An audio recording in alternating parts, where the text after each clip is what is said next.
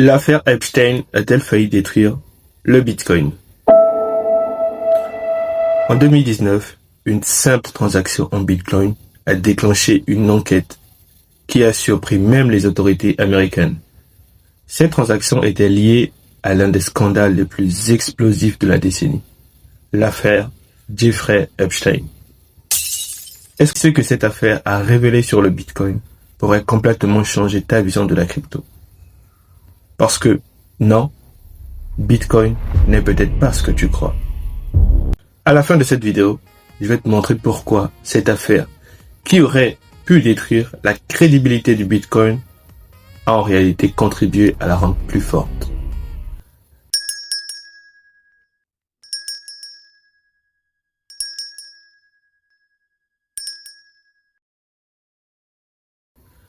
Mais pour comprendre ça, il faut revenir au point de départ.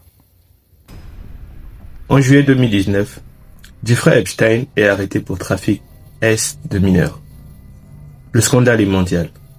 Un mois plus tard, il est retrouvé dans sa cellule à New York. L'affaire explose médiatiquement. Des noms puissants sont cités. Des réseaux financiers sont examinés.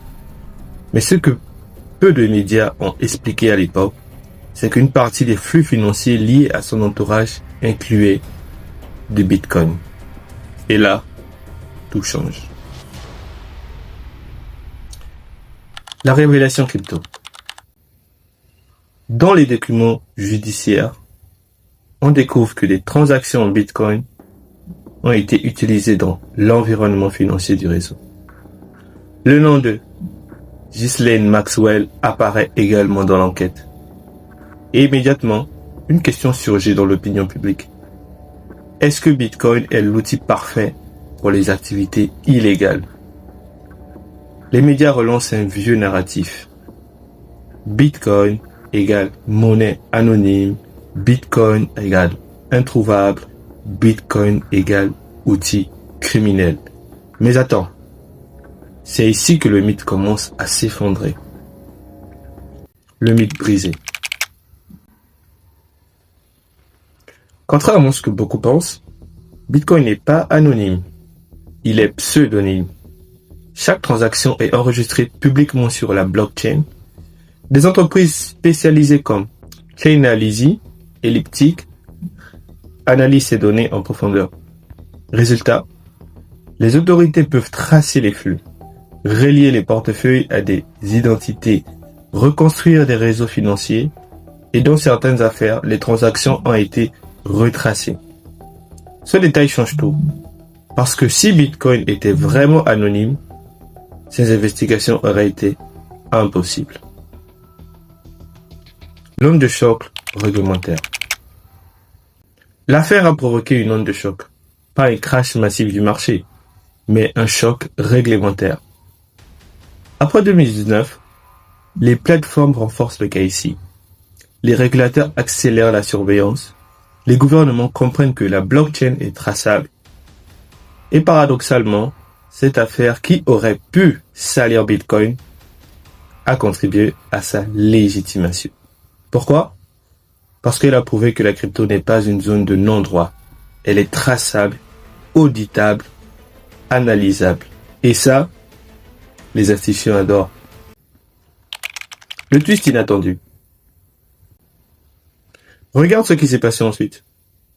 Plus de régulation, plus de conformité, plus d'investisseurs institutionnels, des fonds, des banques, des ETF Bitcoin approuvés. Ce qui était perçu comme une menace est devenu un argument de crédibilité. L'affaire n'a pas détruit Bitcoin. Elle a participé à son évolution vers un actif mature. Leçon stratégique. La technologie est neutre. Ce n'est pas Bitcoin qui est bon ou mauvais, ce sont les humains qui l'utilisent.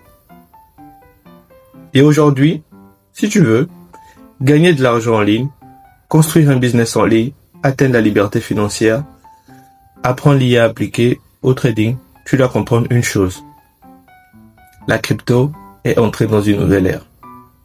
Moins sauvage, plus régulée et plus crédible.